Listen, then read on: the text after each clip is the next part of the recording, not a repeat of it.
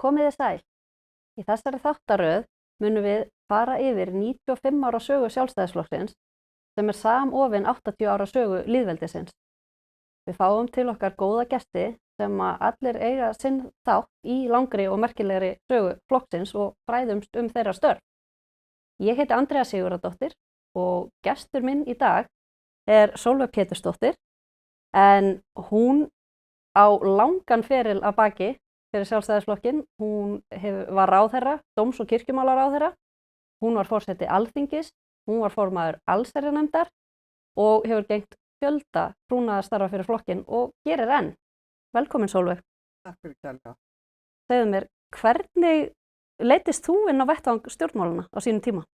Já, góð spurning. Ég hef nú alltaf verið mjög pólitísk og mín fjölskylda. Margir í minni föðurfjölskyldu voru ötulur í starfi fyrir Sjálfstæðisflokkinn og ég ólst upp við miklar stjórnmálumræður á mínu heimili. Ég valdi líka að fara í lögfræði og fann að ég vildi gera gagn og hjálpa fólki til þess að hafa það betra í lífinu og bæta réttarstöðu þess. Þannig að mér fannst þetta líka í augum uppi að þegar ég fekk tækifæri til þess að fara í stjórnmálin þá gerði ég það. Og reyndar átti ég fyrst feril í borgarmálunum. Ég byrjaði að verða formaður í Barnaverndarnefndar Reykjavíkur. Lærði mjög mikið af því. Síðan fór ég nú í prófkjör 85 og ég gekk nú ekkert sérstaklega vel en var samt tekin inn í borgarstjórnarflokkinn. Það var Davíð Oddsson, borgarstjóri, og var í svona nefndum og mér fannst það mjög lærdómsríkt og það mjög góður undirbúningur sá ferill í raun og veru fyrir landsmálapólitíkina að mínu mati. Nú og svo fer ég í prófkjör líka aftur 86 og þá gerist það að Albert Guðmundsson stofnaði borgaraflokkinn og við mistum talsvert fylgi í borginni. Reykjavík var auðvitað mitt kjördæmi, en ég var fyrsti varaþingmaður fyrir flokkinn og satt mjög mikið inn á þingi þá þetta fyrsta kjörtímabil. Þannig að ég má segja að minn ferill sé meira en 20 ár í stjórnmálum og þar af svona meira og minna á þingi 20 ár, 16 ár alveg sem kjörinn þingmaður. Ég tók síðan við af Birgi Ísleifi 1991. Og já, þú nefndir áðan í upphæfi, nefndir og trúnaðarstörf. Ég óskaplega þakklát fyrir að hafa fengið tækifæri til þess að gegna þessum mikilvægu embættum og reyna að láta gott að mig leiða. Ég þakklát fólkinu í flokknum og í þingflokknum fyrir að veita mér þessi tækifæri. Það ekkert sjálfgefið, en þetta hefur verið mjög lærdómsríkur og gefandi tími. Og líka skemmtilegur, það getur líka verið gaman í stjórnmálum og ég tel mig hafa verið heppnað að kynnast mörgu góðu fólki, auðvitað náttúrulega í mínu flokki, en líka fólki í öðrum stjórnmálaflokkum sem ég hef átt mjög gott samstarf með. Þannig að það í raun og veru, það mjög gott að líta tilbaka þegar maður búin að ná þessum aldri. En ég var svolítið erfitt með að hætta því að núna ég flutt í Kópavoginn og þá ég komin í pólitíkina þar. Og hef verið að starfa þar undir góðri forystu bæjarstjórans okkar, Ásdísar Kristjánsdóttur, og núna orðið formaður Sjálfstæðiskvennafélagsins Eddan í Kópavogi. Við heldum nýlega upp á 70 ára afmæli. Já, til hamingju með það. Já, takk fyrir það og við settum okkur það markmið að fara í svona átak allt þetta árið og hvetja fólk til þess að láta gott af sér leiða og styrkja Mæðrastyrksnefnd Kópavogs. Þannig að svo ég kannski minnist á það að auðvitað náttúrulega stefna Sjálfstæðisflokksins sem hafði það til mín og míns fólks. Það ekki bara frelsi einstaklingsins, viðskiptafrelsi, víðsýni og annað heldur líka auðvitað þetta félagslega öryggi. Og þessi grunnstefna Sjálfstæðisflokksins sem hefur gert hann stærstan og öllum hægri flokkum á Norðurlönd og hefur auðvitað höfðað til Íslendinga svo oft á tíðum og enda hefur flokkurinn verið í forystu mjög lengi og haft mikil áhrif á að bæta okkar þjóðfélag að svo mörgu leyti. Það hafa náttúrulega flokkurinn mitt verið í ríkisstjórn meira og minna, náttúrulega eitthvað af og á en meira og minna svo áratugum skiptir og á þessum tíma hafa orðið mjög miklar þjóðfélagsbreytingar og flestar til góðs. Þú varst á tíma mikilla umbreytinga meðal annars ráðherra og þar á undan formaður allsherjarnefndar. Kannski ferð aðeins yfir með okkur svona þessi helstu stóru mál, þessar helstu breytingar sem að urðu á þínum ferli, svona í stóru myndina. Það er auðvitað mjög mörg að hyggja en bara til dæmis að því að menn eru nú fljótir að gleyma að þegar ég var formaður allsherjarnefndar, Davíð Oddsson var forsætisráðherra, til dæmis ný stjórnsýslulög, upplýsingalög, umboðsmaður Alþingis, algjör viðsnúningur eða umbreyting í réttarfarslöggjöfinni, dómstólalögum og svo mjög mörg mál sem við komum að. Kaupa þyrlu fyrir landhelgisgæsluna, breytingur hegningalögum varðandi kynferðisbrot. Þetta voru mjög mikla breytingar, þótt auðvitað megi alltaf gera betur. Auðvitað náttúrulega Sjálfstæðisflokkurinn í forystu, hann hefur haft mjög jákvæð áhrif á alla stjórnskipun og stjórnarfar í landinu, opinbera rekstur og bættan rekstur, lækkun skatta og svo framvegis. En það er náttúrulega margir búin að vera í viðtölum hér sem hafa lýst því og kannski óþarf að endurtaka það. En það var líka svolítið nýtt á þeim tíma þegar ég verið dóms- og kirkjumálaráðherra að 99 að þá eru komin á dagskrá mál sem að nú líka talað í dag en voru svo sem ný á þeim tíma og það voru mál eins og mansal og vændi. Ég man eftir því sérstaklega að þetta voru mál sem að dómsmálaráðherra á Norðurlandana tóku sérstaklega á. Við fórum í mjög mikið átak gegn mansali og með alls konar upplýsingarátaki og viðurlögum annað og mansal fór inn í hegningalögin, Alþingi samþykkti það mínu frumvarpi og þannig að já, ég lét gera skýrslu vænd á Íslandi sem var náttúrulega alveg nýtt og kom fólki líka bara óvart. Þannig að við opnum umræðu og allskyns viðkvæm málefni sem bara hafði ekkert verið rætt um. Og auðvitað er náttúrulega mjög margvíslegir málaflokkar sem heyra undir dómsmálaráðuneytið og mjög gott samstarf sem ég átti með auðvitað lögreglunni, löggæslunni og landhelgisgæslunni, almannavörnum á þeim tíma og kannski nefna sérstaklega að við beittum okkur fyrir því að það væri opnuð þessi sameiginlega björgunarmiðstöð í Skógarhlíðinni sem var mjög mikil breyting á þeim tíma og hafði örugglega mjög mikið að segja til þess að veita betri þjónustu í allskyns slysa og björgunarmálum. Landsbjörg var auðvitað þar inn í því dæmi og hefur náttúrulega margsanna gildi sitt, það félag. Þannig að já, og síðan reyndi maður auðvitað hafa áhrif sem kona í þessum stóli og veita konum tækifæri til þess að gegna stöðum eins og til dæmis með dómara og í lögreglunni og ég vildi nú sérstaklega nefna sýslumenn. Þannig að ég held að hún hefur kannski verið, það voru ekki margar sem búin að gegna því hlutverki áður, þannig að það urðu mikla breytingar og ég er auðvitað ekkert að segja það vegna þess að það sé ekki vegna þess að maður vil ekki geta jafnrétti, heldur bara að konur eru auðvitað jafnhæfar og karlar og eiga að njóta þess. Og koma jafnvel stundum með aðra sýn á málin eins og nefnir vændis og mansalsmálin, heldur að það hafi áhrif á að þessi málefni komist á dagskrána að það er meiri fjölbreytileiki? Já. Ég var líka svo heppin að komast í heimsókn með ríkislögreglustjóra þáverandi til dómsmálaráðherra Bandaríkjanna og við áttum mjög góð samskipti við þá, bæði FBI eða FBI og fengum alls konar aðstoð þaðan. Þannig að það var ánægjulegt og lögreglumenn fengu líka þjálfun þar. Og það má kannski segja að því það er svo mörg að hyggja á þessu ráðherraferli. Auðvitað fékk maður tækifæri til að hitta margs konar fólk og reyna að hafa áhrif. Og ég man eftir því til dæmis líka hafa fengið hitta páfann í Rómaborg og fullt af góðu fólki.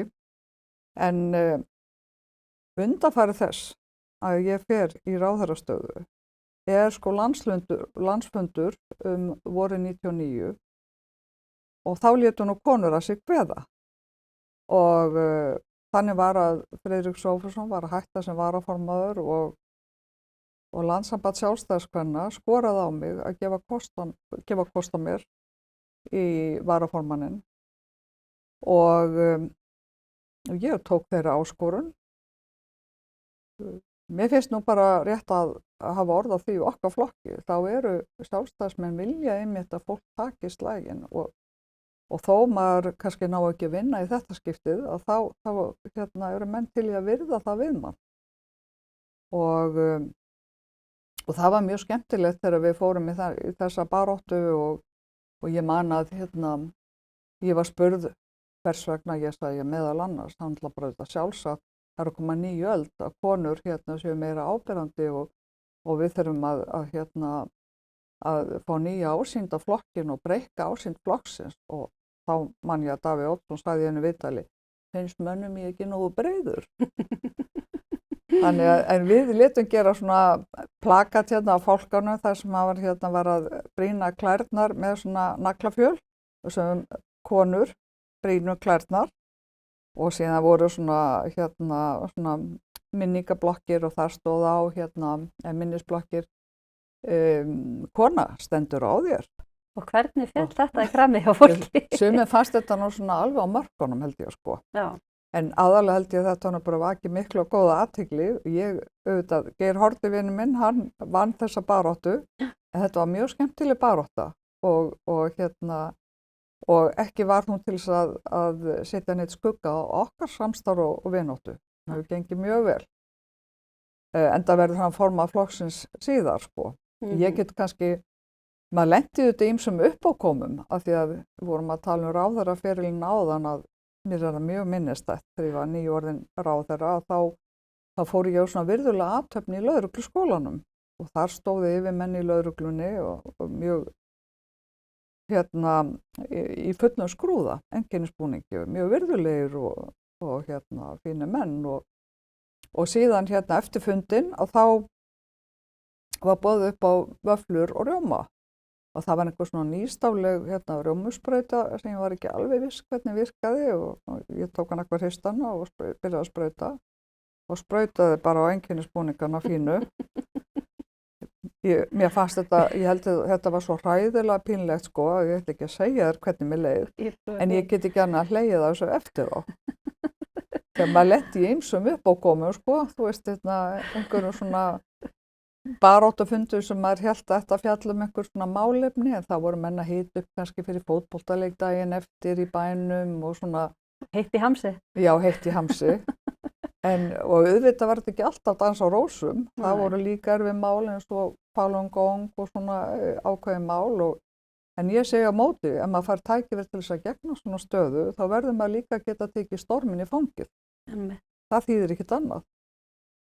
Þannig að já, þetta var bara mjög skemmtilegur tími, gott fólk sem ég vann með í ráðuneytinu og mjög mörg mál sem við komum á framfæri og ég vona bara svo sannarlega að við höfum geta bætt réttarstöðu fólks og gert okkur þjóðfélag betra.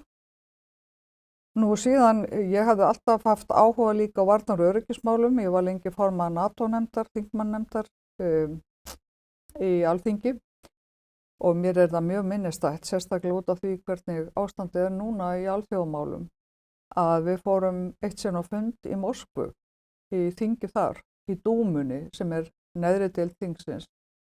Og þar fengum við hitta nefnd sem kallaði sig á ensku The Anti-NATO Group. Já. Og þeir hótuðu okkur bara öllu illu ef við myndum halda áfram með þessa útþenslu á NATO. Já. áttuðu sig náttúrulega ekkert á því að þarna var fólk og þjóðir að leita eftir að komast undir verndarvæng NATO en ekki öfugt. Þannig að þetta var mjög eftirminnilegt og ég var líka formaður utanríkismálanefndar Alþingis og sem var mjög lærdómsríkur tími. Já, þá minntist á það líka, ég hef verið forseti Alþingis sem að ég hafði áður verið í forsætisnefnd og þó að fólki finni stundum þegar það horfir svona á fundina í þingsálum að þetta sé alltaf tómtir yfirrildi og leiðindi, þá eru þetta mesta starfi sem fer fram í nefndum þingsins og þar eiga menn bara góða vini og eiga gott samstarf og það nú bara eiginlega þannig að þó maður vilji auðvitað að koma stefnu síns flokks og sínum skoðunum algjörlega í gegn, þá það bara ekki alltaf hægt. Við þurfum að finna málamiðlanir og leita lausna. Það náttúrulega okkar skylda að finna niðurstöðu í málum. Og þetta var bara mjög ánægjulegur tími sem forseti Alþingis og ég man til dæmis að ég fór í heimsókn til Vestur Íslendinga. Ég var boðin að vera heiðursgestur þar á Íslendingadeginum, flytja ræðu þar og það mjög eftirminnileg heimsókn. Því líka ættjarðar ást og ég fekk svo mikið af alls konar svona gömlum og nýjum íslenskum mat eins og rúllupylsu á rúgbrauði sem ég hafði ekki smakkað lengi og auðvitað voru pönnukökurnar og það var andalínan og þarna voru öll nafn á íslensku. Fólkið, eldra fólkið, margt talaði íslensku og þetta var alveg sérstaklega ánægjuleg heimsókn. Þar til dæmis var eitt löggilt heiti amma. Já. Þannig að það var ammas kitchen og ammas þetta og amma hitt sko. Mér finnst það reyndar bara mjög sniðugt og skilða vel eftir ég var sjálf amma. Af því að ömmur eru bara svo mikilvægar. Það eru það. Ertu ekki sammála því? Ég algjörlega sammála. Ég held að það líka Íslendingasamfélag í Minnesota, þar held ég amma sé mjög við að nota líka. Þannig að af öllum íslensku orðunum að þó að það sé ekki sami staður að þá það greinilega orð sem að Íslendingum kært í gegnum kynslóðir í fjarlægum stöðum. Já. En þú minntist á svona þessa stemningu í kringum landsfundi. Þú talaðir að þið tókust þarna á, þið Geir, en eru þrátt fyrir það góði vinir og bara engan skugga þar á. Er þetta svona almennt viðhorfið í flokknum að svona jákvætt andrúmsloft að fólk takist á en gera það samt í mesta bróðurni? Já, mér finnst það. Ég held að það kannski skilja okkur svolítið frá öðrum flokkum jafnvel. Hvað við getum haldið okkar samband og vináttu þótt það séu átök. Það fylgja því auðvitað átök að vera í stjórnmálum og allir vilja komast lengra til þess að hafa áhrif. Það bara mjög skiljalegt. En já, að því að minntist á hana landsfund, þá auðvitað, ef við lítum til sögu kvenna í flokknum, þá hefur Sjálfstæðisflokkurinn átt mjög merkilega sögu þar, sem eru auðvitað fyrstu kona sem borgarstjóri og fyrstu kona sem ráðherra, Auðuns og Ragnhildi Helgadóttur. Og þriðju? En svo ég þriðja í rauðinni 99, þannig að þetta hefur nú alveg tekið tíma. Og prófkjörin hafa náttúrulega verið nokkuð erfið. Við erum búin að berja glerþakið nokkuð lengi, en okkur hefur tekist þetta allt saman mjög vel án þess að vera með kynjakvóta eða fléttulista eins og ég held bara allir stjórnmálaflokkar í landinu. Og sjáðu bara þessa glæsilegu forystu sem við erum með í dag í ríkisstjórn, konur á Alþingi, flotta konur í sveitarstjórnum bara út allt land. Þetta náttúrulega mjög gleðilegt. Og svo gerum við líka alls konar skemmtilega hluti saman, annað heldur en að bæða ræðum stjórnmál og við rífumst líka stjórnmál konur.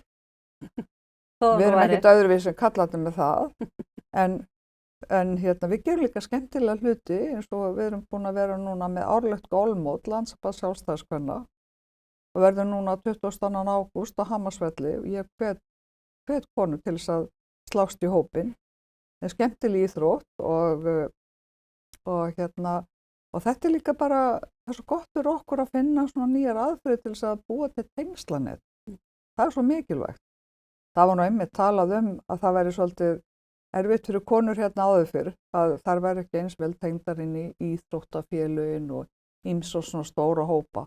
En það auðvitað mjög breytt í dag. Þannig að það auðveldara fyrir konur að fara fram í dag heldur en var á þessum tíma? Já, þegar þú varst að byrja? Það ekki spurning. Og ég vil nú bara fá að nota tækifærið og að hvetja ungar konur til þess að gefa kost á sig í stjórnmálum, vegna þess að það bara svo gefandi og það svo mikilvægt fyrir okkar þjóðfélag að bæði kynin komi að því að móta okkar þjóðfélag. Og þess vegna bara hvetja eindriði til þess að bara taka slaginn. Það bara mjög skemmtilegt og gefandi. Og ég vil nú að segja eins og að ég bara mjög stolt af okkar flokki, hvernig hann hefur staðið sig núna í þessum efnum og ánægjulegt núna að sjá hvað árangri við erum búin að ná á þessu afmælisári. Og sjálf hef ég alltaf verið mjög stolt að ég vera sjálfstæðismaður. Ég alin upp í þessari hugsun og ég líka bara mjög stolt af því hvað okkar flokkur hefur gert fyrir okkar land. Þú varst að tala 80 ára afmæli lýðveldisins sem nú haldið upp á var haldið upp á margvíslegan hátt og gert mjög hátíðlega, að þá okkar saga þessa flokk samofin lýðveldinu. Þannig að ég held bara að þegar við lítum tilbaka í dag, þá megum við bara öll vera stolt af því hvað okkar flokkur hefur náð fram og hvar við stöndum í dag. Það sönnu. Erindi flokksins það sama við íslenska þjóð í dag og það var hér á árum áður? Ég sé ekki neina breytingu á því. Mér finnst stefna flokksins og áherslur svo sannarlega að skipta máli fyrir okkar þjóðfélag og í dag undir forystu okkar formanns, Bjarna Benediktssonar, þá hefur tekist mjög vel til með stjórnun það hafa komið erfið mál, við höfum farið í gegnum COVID, náttúruhamfarir, það eru alls konar mjög erfið verkefni sem við höfum farið í gegnum og sem bíða okkar. Líka verkefni sem munu útheimta mikla fjármuni og mér finnst að þessi ríkisstjórn undir forystu Sjálfstæðisflokksins hafi staðið sig mjög vel í þeim efnum. Persónulega finnst mér stefna flokksins alltaf hún höfða til mín og mér finnst hún svona höfða til Íslendinga sem hafa alltaf verið duglegir, þeir hafa þurft að standa sig. Þetta var auðvitað erfitt land að búa í. Ísland var líklega fátækasta land Evrópu 1944 og sjáðu hvernig við stöndum að við í dag. Þetta líka vegna þess að fólk hefur bara verið duglegt að vinna og leggja þetta mörkum og auðvitað erum við svo heppin að vera með náttúruauðlindir sem við höfum passað upp á. Þannig að já, það ekki spurning í mínum huga að Sjálfstæðisflokkurinn á fullt erindi við þjóðina í dag. Og árangur sem við höfum náð sem þjóð, sem lýðveldi, að það verður ekki skilið frá þátttöku Sjálfstæðisflokksins afsakið í þessari þróun sem hefur orðið hér á landi þjóð. Nei, einmitt, ég alveg sammála það. Ef við stígum núna aðeins 2 skref aftur tilbaka, því að nú erum við búin að fara yfir fjöldan allan málum sem hafa orðið á þínum ferli. Það eitt sem ég langar að staldra við og það náttúrulega EES-samningurinn sem var náttúrulega gríðarlega breyting fyrir land og þjóð. Þú varst nú áttir þinn þátt þar. Getur það sagt mér frá hvernig þetta, þinni aðkomu að þessu? Já, það alveg rétt að þegar maður lítur tilbaka þá var ég náttúrulega í öðrum nefndum eins og efnahags- og viðskiptanefnd sem átti með mjög mikið þátt í að breyta alls konar rekstrarfyrirkomulagi og stofnunarfyrirkomulagi í ríkinu og heilbrigðis- og trygginganefnd og já, í allsherjarnefnd þá fengum við nú sérstaklega þingsályktunartillögu þar sem stjórnarandstaðan vildi vísa til þjóðaratkvæðagreiðslu eða samningnum. Þetta voru auðvitað mjög mikil átök í þinginu. En það tókst nú með samstilltu átaki að ná þessu máli í gegn.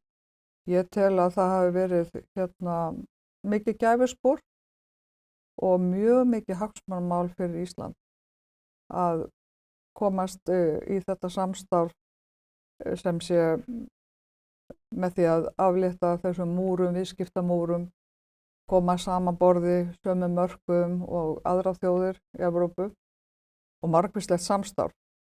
Það kannski, menn kannski segja sem svo í dag og það sé ekki allt gallalaust og það er ábyggilega rétt. Það er náttúrulega ýmsar reglugerðir og reglur sem við höfum verið að taka upp sem að mætti svona alveg kannski hugsa betur. En í heildina litið þá held ég að þetta hafi verið mjög mikilvægur áfangi hjá okkur og þetta var mjög mikil barátta og eiginlega svona bara nánast heift í þessu máli hjá mörgum og stjórnarandstaðan var mjög mikið á móti því. Ég man nú sérstaklega eftir þessu máli með þjóðaratkvæðagreiðsluna vegna þess að það náttúrulega hefur ekki verið til siðs á Íslandi að vísa mál með þjóðaratkvæðagreiðslu. Þar auki náttúrulega erum við alltaf með meirihlutastjórnir sem njóta þingmeirihluta, ekki með minnihlutastjórnir eins og gengur víða og gerist oft á Norðurlöndum. Þannig að það er þetta fulltrúalýðræði sem við búum við og þess vegna fannst okkur eðlilegast að þjóðin myndi þá bara segja sína skoðun á málinu næstu kosningum. Þannig að það var nú niðurstaðan að þetta mál fór ekki þjóðaratkvæðagreiðslu. En það verður auðvitað mörg mál sem verður að tala og hvort að þetta breyta stjórnarskránni sem hefði aftur auðvitað tafið þetta mál vegna þess að það hefði þurft að brjúga þing og boða til kosninga til þess að samþykkja þær stjórnarskrárbreytingar. Þannig að þegar ég lít tilbaka að þá var þetta átakatími. Ef við horfum fram veginn, hvað telur þú að við munum nýta Sjálfstæðisflokknum best við að vera árangursríkur áfram til framtíðar? Já, það er stórt spurt, en ég held nú að reynslan sýni okkur það að vera þessi ábyrgi flokkur, sína aðgæslu varðandi fjármunir, leggja mikla áherslu á efnahagsmálin, halda áfram að lækka skatta, standa saman og standa vörð manngildi og mannréttindi. Fyrst og fremst held ég sé nú bara mjög mikilvægt að við stöndum öll saman og reynum að finna sameiginlegar lausnir á þeim stóru verkefnum sem bíða okkar og ég hef fulla trú á að það muni takast. Ég held að sjálfstæðisstefnan hafi alveg staðist tímans tönn og muni halda fram að gera það. Og meðan við fylgjum henni þá höfum við ekkert óttast. Ég er svona bjartsýn. Já, þú skoraðir áðan á ungar konur að láta til sín taka. Hvaða heilræði hefur þú fyrir ungar konur sem eru eða hafa áhuga á að stíga sín fyrstu skref á vettvangi stjórnmálanna? Já, þetta er eins og sagt stundum í golfinu. Vertu hinn óhræddi kylfingur. Gakktu bara að boltanum og sláðan. Ég segi bara unga konur, bara skellið ykkur í prófkjör og gefið kost á okkur. Verið óhræddar. Það bara, þá munum þeim bara farnast vel. Róbert, við látum þetta verða lokaorðin okkar hér í dag. Sólveig, kærar þakkir fyrir komuna. Við höldum áfram að fá góða gesti til okkar í næstu þáttum. Alla þættina má nálgast á helstu hlaðvarpsveitum á YouTube og heimasíðu flokksins xd.is. Verið sæl að sinni.